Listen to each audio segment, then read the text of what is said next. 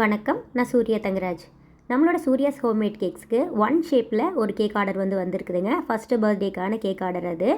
நான் first square ஷேப்பில் நம்ம எப்பவும் போல் கேக் பண்ணி வச்சுட்டேங்க. இதை நான் இப்போ ஒன் ஷேப்புக்கு மாற்ற போகிறேன். அதை எப்படி பண்ணேன் அப்படிங்கிறத இந்த வீடியோவில் நம்ம பார்க்கலாங்க. ஒரு ஸ்கொயர் ஷேப்பிலான கேக்கை ஒன் ஷேப்பில் மாற்றுறதுக்கு என்ன டெக்னிக்கில் கட் பண்ணுறேன் அப்படிங்கிறத இந்த வீடியோவை பொறுமையாக பார்த்தாலே உங்களுக்கு புரியுங்க. நம்மளோட கேக் பிக்சர்ஸ் அப்புறம் கேக் சம்மந்தப்பட்ட அப்டேட்ஸ் எல்லாம் நீங்கள் உடனுக்குடனே பார்க்கணும் அப்படின்னு ஆசைப்பட்டீங்கன்னா சூர்யாஸ் ஹோம்மேட் கேக்ஸ் அப்படிங்கிற இன்ஸ்டாகிராம் பேஜை நீங்கள் ஃபாலோ பண்ணணும்னு நினச்சா பண்ணிக்கலாங்க. நம்ம கேக் டெலிவரி திருப்பூருக்குள்ளே மட்டும் தாங்க பண்ணி கொடுத்துட்ருக்குறோம். அதனால் திருப்பூரில் இருக்கிற கஸ்டமர்ஸ் யாராச்சும் இருந்தீங்க, உங்களுக்கு கேக் தேவைப்படுது அப்படின்னா டிஸ்கிரிப்ஷனில் நம்பர் இருக்குதுங்க. அதில் வாட்ஸ்அப் பண்ணி நீங்கள் கேக்கோட ப்ரைஸ் டீட்டெயில்ஸ் கேட்டுக்கலாம். இப்போ நம்ம கட் பண்ணி வச்ச பீசஸ் எல்லாம் ஒரு போர்டில் நீட்டாக ஒன் மாதிரி அசம்பிள் பண்ணிடலாங்க. அதை எப்படி பண்ணேன் அப்படிங்கிறத இப்போ நம்ம பார்க்கலாங்க.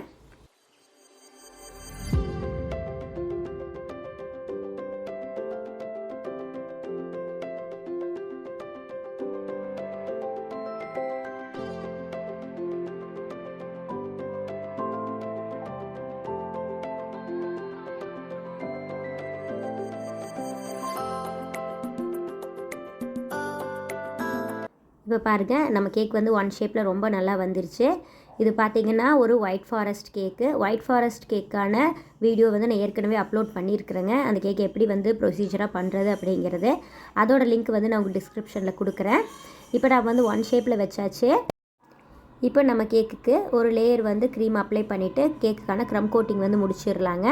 அதுக்கப்புறம் இன்னொரு லேயர் க்ரீம் அப்ளை பண்ணலாம். நார்மலாக ரவுண்ட் ஷேப்பில் கேக் பண்ணும்போது நம்மளுக்கு ரொம்ப ஈஸியாக இருக்கும் ஐசிங் பண்ணுறதுக்கு. ஆனால் இந்த மாதிரி ஷார்ப் எட்ஜஸ் எல்லாம் வர கேக் கொஞ்சம் டிஃபிகல்ட்டாக இருக்குங்க. ஃபஸ்ட்டு ஒரு லேயர் க்ரீம் அப்ளை பண்ணிவிட்டு வெறும் பைப்பிங் பேக்கில் க்ரீமை போட்டு இந்த மாதிரி ஒரு லேயர்ஸ் மாதிரி மறுபடியும் அப்ளை பண்ணிகிட்ருக்குறேங்க.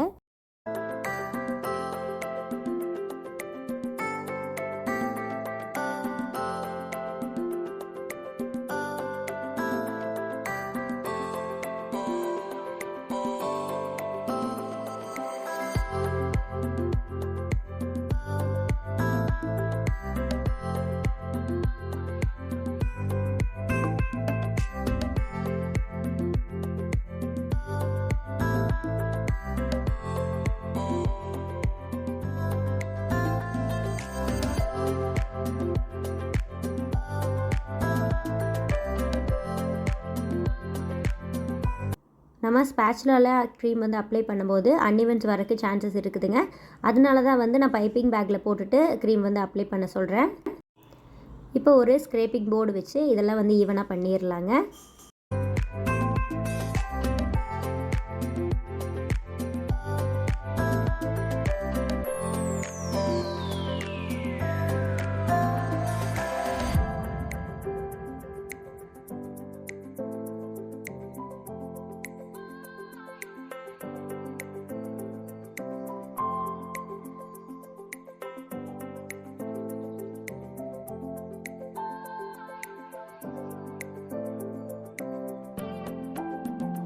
இந்த கேக் கேட்டிருந்த கஸ்டமர் ஒரு சிம்பிளான கேக் டெக்கரேஷன் தாங்க கேட்டிருந்தாங்க.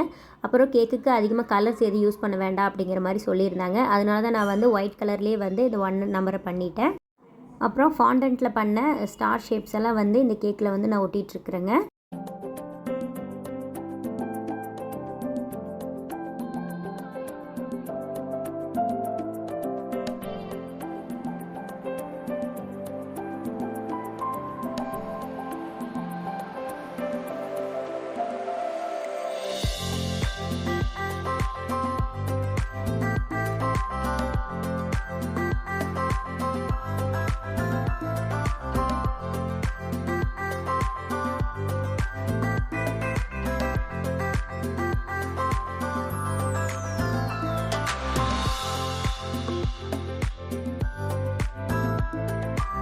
இந்த 1 நம்பர் பார்க்குறக்கு நல்ல ஃபினிஷிங்காக இருக்கணும் அப்படிங்கிறதுனால நான் ப்ளூ கலரில் க்ரீம் வச்சு இந்த கேக்கு சுற்றி டாட்ஸ் மாதிரி வச்சிட்ருக்குறேங்க.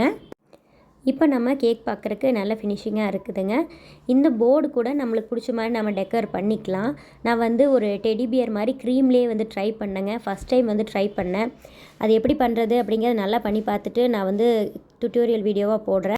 அப்புறம் பார்த்தீங்கன்னா இந்த கேக் வந்து 2 கேஜி அளவில் கேட்டிருந்தாங்க. எனக்கு பார்த்தீங்கன்னா 1 கேஜி 800 கிராம் தான் வந்து கேக் வந்துச்சு. அந்த கேக் வந்து அளவு ஒரு 200 கிராம் கம்மியாக இருக்குது அப்படிங்கிறங்காட்டி ஒரு 2 பீஸ் கேக்ஸ் வந்து அவங்களுக்கு செப்பரேட்டாக நான் வந்து கொடுத்துட்டேங்க. இந்த வீடியோ உங்களுக்கு பயனுள்ளதாக இருந்திருக்கும்னு நம்புகிறேங்க. சீக்கிரமாகவே நான் உங்களை அடுத்த வீடியோவில் சந்திக்கிறேங்க. நன்றி, வணக்கம்.